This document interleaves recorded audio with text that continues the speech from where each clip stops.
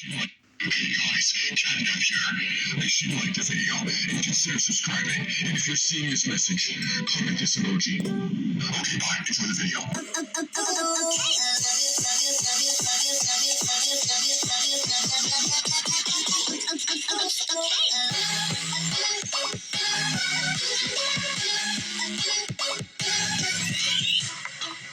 How's it going, everybody? Slipa here, and today is finally the day that I show you how I made Catnap, because everyone keeps asking how I made him and to make a DIY video, so I'm doing that. So let me start off by saying that this plush was by no means easy to make. This was probably one of the most challenging things I have ever created. This plush started out to be just a simple little Catnap plush that I could use for a quick weekend video to get an upload out on Poppy Playtime Chapter 3, and quickly turned into this game-accurate, just absolute nightmare of a custom plush. And yes, I know a lot of you keep saying in the comments, the eyes do follow you. Look at that. Ooh, spooky.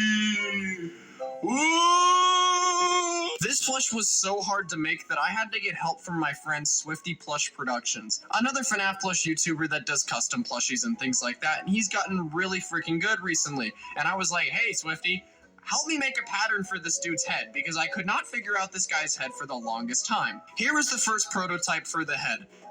Yep, it's got no mouth, it's got no eye, well, yeah, it's got no eyes. It's just a weird fabric, mess. It's really, really bad. I essentially just made a pattern at first that was Catnap's face shape, but when I went to stuff him and try and glue in the piece of cardboard and stuff like that, it just wasn't really working. And so I said, you know what, bye, get out of here, we're gonna try something different. And so we did. For 4 days straight, I tried something different and tried to make Catnap at least 5 times. And then I discovered the wonderful world of crafting foam. A very similar foam to what I used on Boxy Boo. It looks like this. You can buy it in big, like, sheet paper style type things at like Joann's and Michael's and stuff. I got it at Michael's, and it just comes in like this big sheet and you just cut it out. And so basically what I did is I used these patterns. Yes, I made everything on paper beforehand. I will be putting up as many pictures as I can, guys, just to kind of show the design process, and then also you can check out my DIY short that I made on making this guy. But I used all these different pieces. So like this was the back of the head, this was the little cheek piece, and then you have like the mouth and then the top of the mouth. Now what was special about these is this is what I was actually using to put on the foam, trace it out, cut it out, and then glue it together. And I would glue it all together. So I cut out all these pieces and I glue it together. Here's a picture up on the screen. And I made the mold for the face, essentially. So if you look, you can see how, let me see if I can get it for you guys. You can see how the back is plushy and the front is this hard, like, let me get audio. That's me flicking it, okay? It's a hard foam, so this face is all just a mold. And so essentially, that allowed me to take a really hard pattern to try and get right. That probably would have taken me weeks to just get this face shape really quick. And then all I did after that was I traced out the fabric and then just glued it on. Like you can literally see, this is just the size of fabric I use. I cut out the purple fabric that I was using, the minky, and then I just glued it onto the face in these different spots. This isn't the exact pattern I used, and I modified it a little bit, but you get the point. Actually, this might be the exact one I used. But yeah, so I just wrapped it around like that, and then this was obviously just a straight line curved into like an arch. And that's how I did the face. And for the ears, it was just a very simple three-piece pattern with a foam insert for the ear to keep it with that flat shape in the front, but the poofy back, which I think looks really, really good. And the eyes are literally just white felt with Sharpie drawn in. I really tried to find something plastic or something I could use for the eye, but I couldn't find anything, so I just went with the classic felt method. And the nose is black leather. If you are curious, I just found some scrap leather at a local fabric store near me, and I used the black leather and made the nose like that. Now the head took me around 5 days to get right and to make. And then I was like, oh, okay, I got the head done. Now the body is going to be really easy, and I'm just going to zoom through it. But boy, I was really wrong. The body is definitely not something I just breezed through. It was actually really, really complicated. So for the body, I knew the general shape of what I wanted. I didn't know if I was going to add the spines since it is a plushie. I ended up adding them in the end. But I knew the general shape that I needed to do, and I could have gotten the pattern better. I will say this isn't the best pattern I could make, but I could have gotten the pattern better if I had more time. But I have a prototype of the body that I can show you. Now, I was running out of this fabric that I was using for the head since I didn't realize I'd be restarting on the head so many times. So the head, neck, and body are all the same fabric, and the tail and limbs are actually a different color fabric. If you can tell, there's a very, very, very slight difference. It's literally a shade off, and I thought it would be a lot more noticeable than it actually is, but there's a very, very slight difference. But it ended up turning out really well. But when I made the body prototype, I didn't actually have that this new fabric yet because I couldn't find it anywhere. So I made it with this darker fabric that I crafted his feet with. And this was the original body prototype. As you can see, it's far too small. It looks like a spore body. If you know what spore is, then you're a G. And yeah, it just doesn't work. It's very, very tiny. And so I upscaled it. And here is the pattern. We have the front of the torso and the little spine pieces are spikes because when you sew things together, they get a lot more rounded. And so you can see that. This is that front piece. You can see the line, the little seam in the pattern here. So if you compare it, yeah, this seems really big, and then it turns into this really small little scrunch down thing. Size is really a problem when you're working with minky fabrics like this, because when you actually sew them together, they get so rounded and so compressed, and they also stretch out by the stuffing you put in there.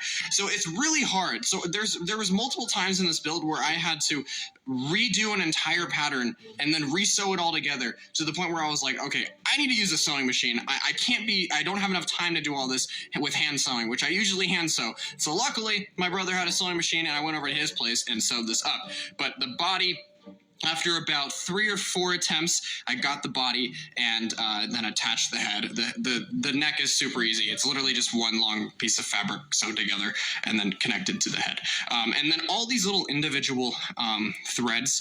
I originally was going to use black, what is it called? Embroidery thread, but it wouldn't pull through. I was having a really, really hard time just pulling the needle through the fabric and having the thread come all the way through because it was so thick. The minky just wasn't allowing it to push through. My needle might have also not been sharp enough, but so I just ended up cutting really, really thin pieces of black felt and gluing them with a hot glue gun, trying to use as little glue as I can so you can't really see them, and then I just glued them together after I sewed on the legs and stuff like that. But yeah, the body, the pattern is very, very, very simple, and it turned out really well. And I could make a better pattern if I remade Catnap, which I am never going to do. But this could have been better, but I'm happy with how it turned out. Now, before we move on to the legs, I'm going to take you guys under here and show you the underside of Catnap. That wasn't supposed to sound weird. Anyways, this is the moon. I just used this fabric over here, this weird gold fabric that I found at Hobby Lobby, and I just glued two pieces of it together, and then glued it onto this what's it called? Zipper. And so I found this zipper at a local fabric store. They had like a bunch of different ones. They also had ones with a silver zipper, which I wish I would have gotten because that would have been actually more accurate to Catnap. But this is the one I picked up, and so I just ended up using it. All I did, it was like probably this long, and so I just cut it, and then I glued these side pieces here to the fabric. Hopefully, what I was hoping is that I could still unzip this, but it looks like something got glued along the way, so I can't really unzip it without really forcing it, which is unfortunate. So what I did is just use Sharpie and colored this part in black, this little opening, to kind of show that this 3D dimensions, like it opens up and stuff. If I really wanted to, I could have sewn this into the pattern and actually made this thing open up and had a little insert and everything like that to hide things in there. But we didn't have time for that. Okay, so the tail is just this very simple pattern. It's got these two little humps at the end because this just folds in half, and then you sew down this line with the sewing machine. Obviously, do not hand sew this. This will take utterly forever to hand sew, so I just use the sewing machine. And then to get the stuffing all the way down in this tail, because I couldn't just like stuff it in with my fingers like I normally would with everything else, I had to use a broomstick and just I would take little, because you couldn't overfill this too much, or else the tail would literally, oh, don't fall over, Catnap, or else the tail would literally just be straight and stiff and look really weird. And so you had to stuff just little pockets of stuffing at a time. And so I would pick out little pockets of stuffing, put it in there, stick the broomstick down, get it all the way to the end, and that's why you see these gaps where there's no stuffing. These are all just little balls of stuffing throughout the tail, which gives it, sorry, I don't know what gets it means, which gives it this organic floppiness to it.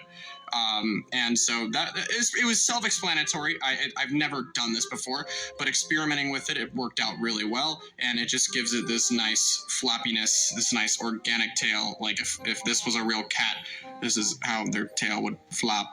Right, because that's how that stuff works, right? Anyways, on the back here, I also did the the black felt for the tail. And I know, guys, there's actually supposed to be the stitching on this side of his neck as well, but I use him a lot like this in the videos, and so I didn't want this stuff like comes off relatively easily if you wear it a lot, if you do this a lot, and so I didn't want like it to be all messed up and stuff, so I just decided to leave that out. And it's not important. You never really see the back of his head a whole ton, so it's really not important. Originally for the feet, I was just going to cut out a bunch of pieces of fabric and then sew them together and then have like these toes and then do like the whole toes, and then I kind of crunched the numbers and I realized that I would literally have to cut out 32 separate pieces of fabric, sew them all together, and then sew them together again, and then also sew them onto the foot. And I was like, that would actually take like 4 days. So I didn't want to do, even with a sewing machine, I did not want to do that. And so I was trying to find any sort of alternative to get around this. And I came to a really good one, as you can see. This did not take long at all, probably took about 3 or 4 hours. I have this foot pattern. It's not the exact foot pattern I used. So this is the one it is the one I used. However, so the foam I was talking about earlier for the face, I also used for the feet. That gives it these flat bottoms. And so I cut out and stacked 2 pieces of foam per foot. So it was just 2 pieces of these guys stacked on top of each other. And then I realized I don't want the toes attached. And so I went and cut them all off after gluing them together. So that's where you get this shape from. If you're not looking at the toes, that's where you just get this kind of rounded square shape from. And then for the toes, I actually used a new method that I've been using recently, not the toes specifically, but I call it fold and glue. But it's very, very simple. Essentially, this is what it is. You take a piece of fabric, you have like a big long strip of it, and then you place hot glue, you fold it, you place more hot glue, you fold it, and you just keep doing it, and you kind of like rolling it up like a fruit roll up, but you're gluing it every time. And so what that does is makes a super thick piece of fabric all glued together. And from there, you can take your fabric scissors and shape it. And so what I did is I would just make these little rectangles, and then I would cut the end corners off, making this spike shape. As you can see, it's kind of hard to see, making this little spike shape. So imagine this is a rectangle, and then I would just take scissors and cut this part off, leaving all these little corners. And now normally that would be, all the claws, and then I'd have to do the 16 other toes. However, I found and I'm really proud of myself for finding this little method, but I found a really easy way to fix that problem. You take these toes, and then you just wrap them with this purple fabric. And so under this is just this black felt wrapped. And that's all it is. And it makes it look really good because it gives it that it gives it that definition, so you can see that it looks like an actual toe nail, because the nail is the skin. The nail is coming out of the skin. I'm trying to explain it without being a biologist, but the nail actually comes out of the skin. And so not only was it just a really fast method and worked, but it actually looks better and makes more sense than just sewing it all together. And the feet are flat, which is the most important part. I was considering adding wires in this guy, but I just didn't have time to go out and buy them. And to be honest, he's big enough and has his own center of balance where he literally doesn't need it. He stands and poses extremely well without any wires whatsoever. And for the feet, after you glue those two pieces of foam together, you just trace out fabric. You put it down on fabric, and then you trace out the fabric around it, like probably leave a half an inch, and then cut out, and then you want to just glue it onto the sides right here. These aren't sewing seams; these are glue seams. So these are two pieces of fabric glued onto the same piece of foam, and then the top one, before you finish gluing it, you leave a little hole in the back. You stuff it.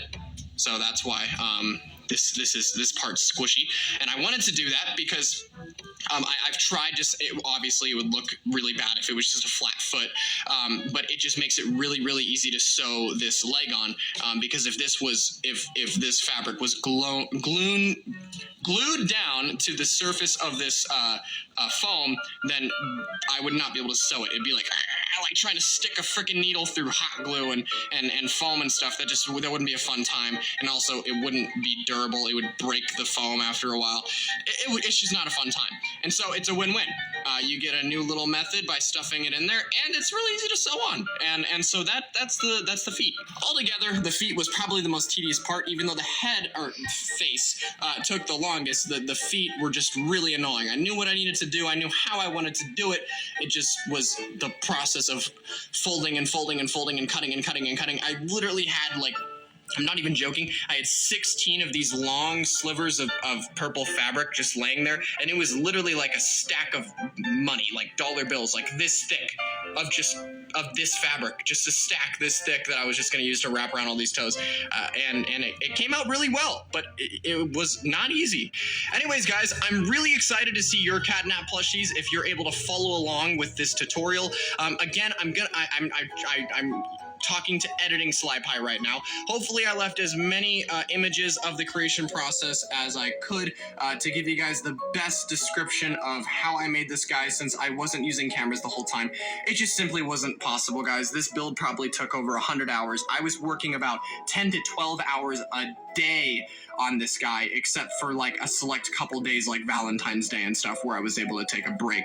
But holy crap, this guy took absolutely ages to work on. I was originally going to make Dog Day and everyone else. I was lucky I was even able to make Mr. Light, because this dude took absolutely forever, but I think it was worth every last second because you guys are utterly eating all this content up that this guy has been in, and I've been getting tons of likes on Instagram. Check out my Instagram if you haven't already. I update a lot more frequently on there than my YouTube for things like this, but you guys have been loving this guy, and so I just wanted to really deliver, and I feel like I did that really well. This has to be one of the best plushies I have ever made, probably next to Amalgamation. It also looks really cool next to Boxy Boo. Boxy Boo is way too big. He's not to scale. He should be significantly smaller, but he looks really cool next to Boxy Boo. And now I have two Poppy Playtime customs that Mob Entertainment needs to see. If you haven't already, please repost Catnap on Instagram or Twitter or something and tag Mob. I want them to see this. I tried to get them to see Boxy Boo, but they never answered. But anyway, guys, thank you so much for watching. Make sure you tag me on YouTube, Instagram, whatever social, Discord, whatever, when you make your own Catnap plushie, because I would love to see your guys' recreations of my plushie.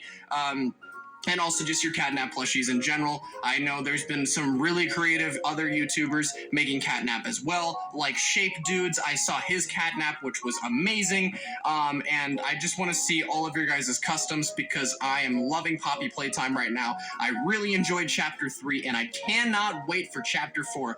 Please, Mob Entertainment, please upgrade Project Playtime. Just literally add Catnap and revert it back to the first update, because it was so fun when it first came out. I don't know what you guys did, to the game, but it's not fun anymore. Well, I actually know exactly what they did, but please just stop ruining Project Playtime. Anyway, guys, again, like the video and consider subscribing. Comment down below if you made it this far in the video. Comment this emoji, and I will see you guys in the next video. This weekend for part 3 of the Poppy Playtime Chapter 3 series, the finale, the final episode, the Catnap boss fight. I will see you guys there for that. Hope you guys did enjoy this video, and I will catch you next time. Later!